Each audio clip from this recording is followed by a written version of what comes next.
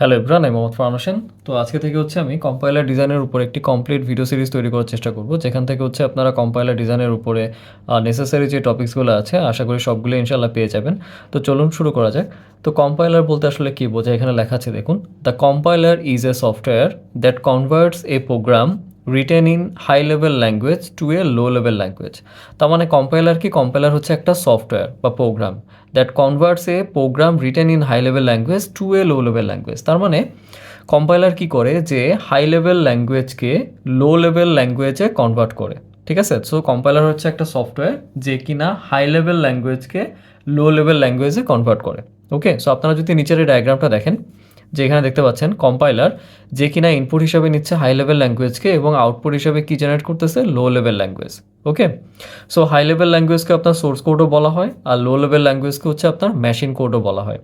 এখন আমাদের এই কনভার্সনটা কেন দরকার, যে হাই লেভেলকে আমরা কেন লো লেভেলে কনভার্ট করতেছি, বা হাই লেভেল ল্যাঙ্গুয়েজ বলতে কী বোঝায়, লো লেভেল ল্যাঙ্গুয়েজ বলতে কী বোঝায়। সো হাই লেভেল ল্যাঙ্গুয়েজ বলতে হচ্ছে সি++, আমরা যেই প্রোগ্রামগুলো লিখি, ঠিক আছে, এই প্রোগ্রামগুলাই হচ্ছে আপনার হাই লেভেল ল্যাঙ্গুয়েজ, যেগুলো হচ্ছে ইউজার ফ্রেন্ডলি। মানে আমরা ইজিলি প্রোগ্রামগুলো লিখতে পারি, কিন্তু মেশিন কি আমাদের লেখা এই প্রোগ্রাম কি বুঝতে পারে? হ্যাঁ, মেশিন কিন্তু আমাদের লেখায় প্রোগ্রামগুলো কিন্তু বুঝতে পারে না। মেশিন কি বুঝে? মেশিন বুঝে হচ্ছে 1-0, যে বাইনারি, তাই না?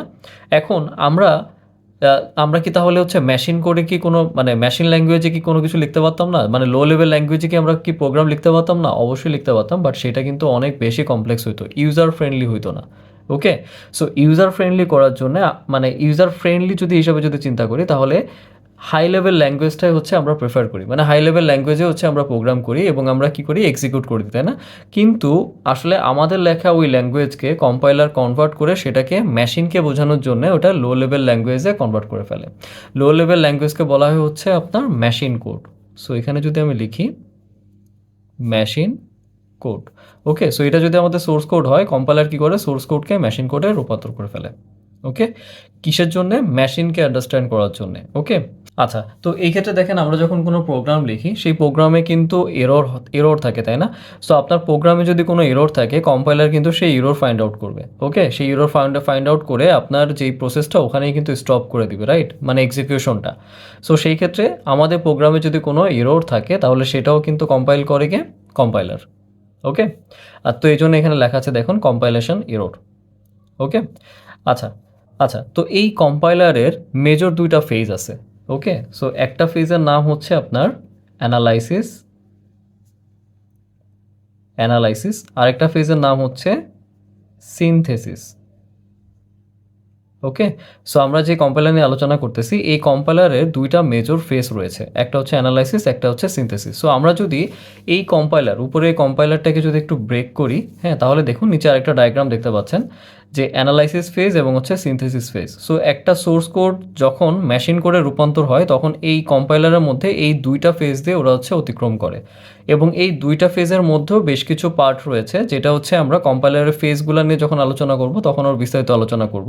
তো এখানে দেখুন, যে সোর্স কোড ইনপুট হিসাবে নিচ্ছে অ্যানালাইসিস, এই ফেজটা, মানে সোর্স কোড ইনপুট হিসাবে নিচ্ছে, এবং এখানে এই ফেজে অ্যানালাইজ হয়ে এখানে একটা ইন্টারমিডিয়েট কোড জেনারেট হচ্ছে, ঠিক আছে, যে ইন্টারমিডিয়েট কোড রিপ্রেজেন্টেশন। দেন এই ইন্টারমিডিয়েট কোডটা হচ্ছে সিনথেসিস ফেজের জন্য ইনপুট হিসাবে কাজ করতেছে। দেন এই ফেজটা থেকে মেশিন কোডে রূপান্তর হচ্ছে। সো আমরা যদি এই উপরের কম্পাইলারটাকে যদি ভাঙি, তাহলে মানে ফেজ দিয়ে যদি ভাঙি, তাহলে মানে আমাদের যে ডায়াগ্রামটা সেটা মূলত এরকম দেখায়। এখন অ্যানালাইসিস ফেজ বলতে কি বোঝায়, দেখুন, অ্যানালাইসিস ফেজকে আপনার ফ্রন্ট এন্ডও বলা হয়। ওকে, ফ্রন্ট এন্ড, হ্যাঁ, এবং এই অ্যানালাইসিস ফেজের মধ্যে আমাদের বেশ কিছু পার্ট আছে, যেমন আমি যদি এখানে লিখি লেক্সিক্যাল অ্যানালাইজার। ওকে, লেক্সিক্যাল অ্যানালাইজার, দেন হচ্ছে সিনট্যাক্স অ্যানালাইজার, এরপরে হচ্ছে semantic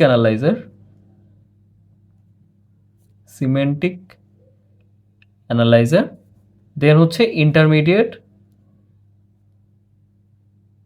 intermediate code generation.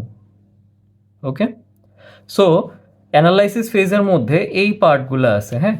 So আমরা যখন ফেজ নিয়ে আলোচনা করব তখন এই অ্যানালাইসিস ফেজের এই পার্টগুলো নিয়েও আলোচনা করব। কম্পাইলারে যখন আমরা ফেজগুলো নিয়ে আলোচনা করব তখন আমরা এই সবগুলি পার্ট নিয়ে আলোচনা করব।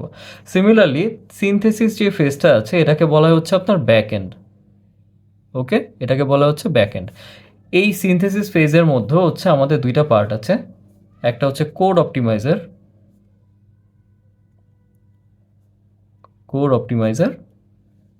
আরেকটা হচ্ছে টার্গেট কোড জেনারেশন। ওকে, ঠিক আছে। সো আমি যদি কম্পাইলারকে যদি ফেজ দিয়ে ভাঙি তাহলে ডায়াগ্রামটা এরকম দেখায়। ওকে, আচ্ছা আরেকটা কথা বলে রাখি যে দেখুন এখানে সোর্স কোডকে মেশিন কোডে বা হাই লেভেল ল্যাঙ্গুয়েজকে যদি লো লেভেল ল্যাঙ্গুয়েজে যদি রূপান্তর করতে হয় তাহলে এখানে জাস্ট আমরা একটা স্টেপ দেখতেছি, রাইট? বাট এটা আসলে বিভিন্ন ট্রান্সফরমেশনের মধ্যে দিয়ে যায়। সো সেই ট্রান্সফরমেশনগুলোকে যদি আমরা একটু স্টেপ ওয়াইজ দেখি তাহলে ডান পাশের যে ডায়াগ্রামটা দেখতে পাচ্ছেন এটাকে বলা হচ্ছে ল্যাঙ্গুয়েজ প্রসেসিং সিস্টেম। আমরা নেক্সট ভিডিওতে হচ্ছে ল্যাঙ্গুয়েজ প্রসেসিং সিস্টেম নিয়ে আলোচনা করব, মানে স্টেপগুলো নিয়ে আলোচনা করব। তো এক নজরে এখন একটু দেখা যাক যে দেখেন আমাদের হাই লেভেল ল্যাঙ্গুয়েজ এটা হচ্ছে আমাদের ইনপুট হিসাবে থাকে। আমরা যে প্রোগ্রামটা আসলে লিখি ওইটা বিভিন্ন ট্রান্সফরমেশনের মধ্যে দিয়ে যায়। তাহলে ওটা দেখুন ওটা প্রি প্রসেসরের মধ্যে মানে ইনপুট থেকে হচ্ছে প্রি প্রসেসরের মধ্যে আসে, দেন প্রি প্রসেসর থেকে কম্পাইলার থেকে অ্যাসেম্বলার থেকে হচ্ছে লোডার বা লিঙ্কার, দেন লাস্টে গিয়ে হচ্ছে অ্যাবসোলিউট মেশিন কোডে রূপান্তর হয়। সো আমরা নেক্সট ভিডিও লেকচারে হচ্ছে ল্যাঙ্গুয়েজ প্রসেসিং সিস্টেম নিয়ে আলোচনা করব, যেখানে আসলে এই হাই লেভেল ল্যাঙ্গুয়েজ থেকে লো লেভেল ল্যাঙ্গুয়েজের যে রূপান্তরটা, এই যে ট্রান্সফরমেশনটা, এই ট্রান্সফরমেশনে এই স্টেপগুলো নিয়ে আলোচনা করব।